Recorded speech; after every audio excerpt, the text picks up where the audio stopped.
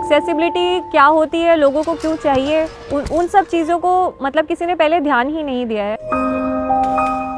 एक बहुत पुराने ज़माने की एक स्टिग्मा को लेके डिसेबिलिटी को देखा जाता है।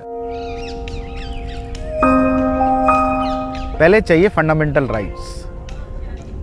मैं एक प्रिविलेज्ड इंस्टीट्यूशन में पढ़ रहा हूँ, पर मेरी प्रिविलेजेस मेरी कम्युनिटी के 99.9% लोगों पे लागू नहीं होती है। भारत, जिसकी आबादी लगभग 140 करोड़ है और इस आबादी में 3 करोड़ के आसपास विकलांग लोगों की हिस्सेदारी है। ये आंकड़े साल 2011 की जनगणना के हैं। साल 2024 तक बेशक इनकी हिस्सेदारी में इजाफा हुआ है, लेकिन हिस्सेदारी के अनुपात में क्या इनकी भागीदारी भी बढ़ी है? थोड़ी देर ठहरिए और दिमाग पर जोर डालिए।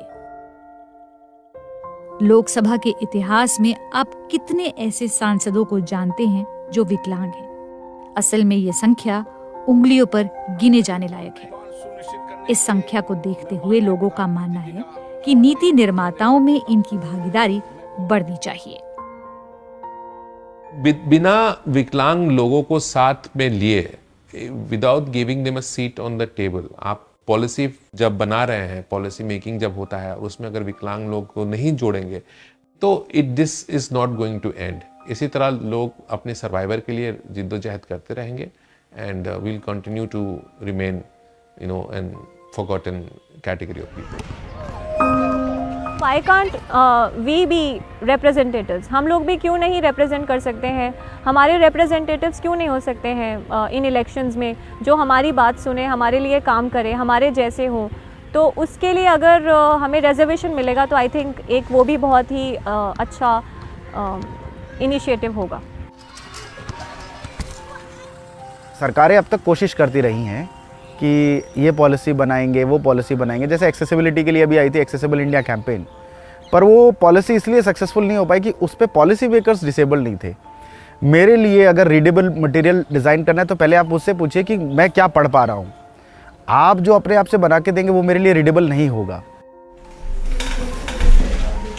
हाल ही में विकलांग लोगों के अधिकारों के लिए लड़ाई लड़ने वाली संस्थाओं ने एक घोषणा पत्र जारी किया और इसमें विकलांग लोगों ने अपनी मांगों के बारे में जानकारी दी। मांगे बेसिक है। हम तो यही कहेंगे कि एक तो हम कहते हैं कि बजट एलोकेशन एप्रोप्रिएट हो, कम से कम बजट का 5% डिसेबिलिटी पे इन्वेस्ट हो। हम चाहते हैं कि एक्सेसिबिलिटी की जो बात हो तो it should cut across, it just can not be limited to physical infrastructure. It should, और फिजिकल और वेबसाइट तक ही ना, ऐप तक ही ना, मतलब मैं तो कह रहा हूँ सर्विसेज और प्रोडक्ट तक हम देखें। हेल्थ को लेके बहुत इम्पोर्टेंस माना जा रहा है कि कैसे हेल्थ में हेल्थ इंश्योरेंस की बात हो, हेल्थ इंफ्रास्ट्रक्चर ऐसा हो कि लोग अपनी एक क्वालिटी ऑफ लाइफ ले सके। हम वुमेन विद डिसेबिलिटी की बात कर रहे हैं कि कैसे वो पीछे, डिसेबिलिटी में भी women with disability who are even double discriminated, कि डिसेबिलिटी मूवमेंट में भी एक महिला विकलांग व्यक्ति आगे नहीं आ रही है। भारत के संविधान में विकलांग लोगों के अधिकारों को सुनिश्चित करने के लिए दिव्यांग अधिकार अधिनियम भी है। इसमें विकलांग व्यक्तियों के लिए आरक्षण, फंड से लेकर शिक्षा संबंधी सुधारों की बात की गई है। लेकिन क्या इतना काफी है?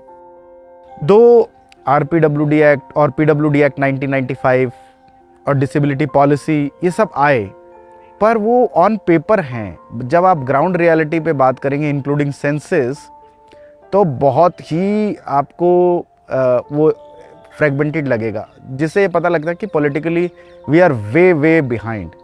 आई फील कि वो जो जितनी भी स्कीम्स और ये जितनी भी चीज़ें निकल के आती हैं वो इनिशिएट नहीं हो पाती हैं अच्छे लेवल पे, ग्रास रूट लेवल पे। वो बस एक ऊपर से कर दिया जाता है कि हम आपके लिए ये कर रहे हैं, बट वो एक तरीके से प्रॉपर वे में पूरा इम्प्लीमेंटेशन नहीं होता है। हाल ही में चुनाव आयोग ने घोषणा की कि 40% से अधिक विकलांगता वाले लोग घर से ही मतदान कर सकते हैं। आयोग ने ये भी कहा कि विकलांग लोगों को परिवहन सुविधाएं भी दी जाएंगी। 40% से ज्यादा की जिनको डिसेबिलिटी है वो सब के पास हम फॉर्म पहुंचाएंगे। अगर वो ये ऑप्ट करेंगे कि वो फॉर्म वो बूथ पर नहीं आना चाहते, घर से करना चाहते, तो हम घर में जाएंगे, एक आदमी का वोट लेने घर में जाएंगे। चुनाव को मद्देनजर रखते हुए ये लोग अपने लिए कैसे भारत का सपना देखते हैं? Ideal India as a disabled कैसा हो सकता है, इसके बारे में सोचना अभी भी मेरे लिए थोड़ा सा इमेजिन करना मुश्किल है, क्योंकि जब मैं अपने कम्युनिटी को चारों तरफ एक्सप्लोर करता हूँ अक्रॉस इंडिया, तो बहुत ही विविड एक डाइवर्स फैक्टर नज़र आता है। और कैसे इतने सारे लोगों को एक साथ फैसिलिटेट किया जाए, मतलब जिस तरह का ये एक इनसिक्योरिटी है मेरे लिए, तो वो आइडियल वर्ल्ड क्रिएट करना भी मुश्किल लगता है। बट फिर भी मुझे लगता है कि जिस दिन हम पॉलिसी मेकिंग और ब्यूरोक्रेसी में खुद आएंगे तो हम शायद अपने लिए चेंजेस कर पाएंगे, जो कि डेवलपिंग नेशंस में है, अनफॉर्चुनेटली हमारे यहाँ नहीं है। हाइपोथेटिकली अगर मुझे एक इंडिया इमेजिन करना हो जिसमें हम जो भी ज़रूरतें हैं विकलांग लोगों को पूरा किया जाए, तो मुझे लगता है कि दुनिया में सबसे डिसेबल्ड फ्रेंडली कंट्री होता, हमारे पास सारे सॉल्यूशंस होते पूरे दुनिया के लिए, भले वो असिस्टिव डिवाइस हो या कोई भी पॉलिसी ले लीजिए। इकोनॉमिकली हम शायद ऑलरेडी होते, मतलब दूसरे या तीसरे नंबर पे। इमेजिनेशन की भी ज़रूरत नहीं है। आप अगर इंडिया से बाहर निकल के बाकी कंट्रीज़ में जाके देखेंगे, फॉरेन कंट्रीज़ में, तो वो इतने ज़्यादा एक्सेसिबल है कि आपको किसी की भी हेल्प की ज़रूरत नहीं है। वहाँ पे रिजर्व पार्किंग्स हैं, वहाँ पे एक्सेसिबल रैम्प्स हैं, स्टीप रैम्प्स नहीं है, लोग आपकी बात सुनते हैं, पीपल आर सेंसिटाइज। मुझे लगता है हम फॉरेन कंट्रीज से बहुत कुछ सीख सकते हैं कि वहाँ से हम कैसे इम्प्लीमेंट करें चीज़ें अपने इंडिया में।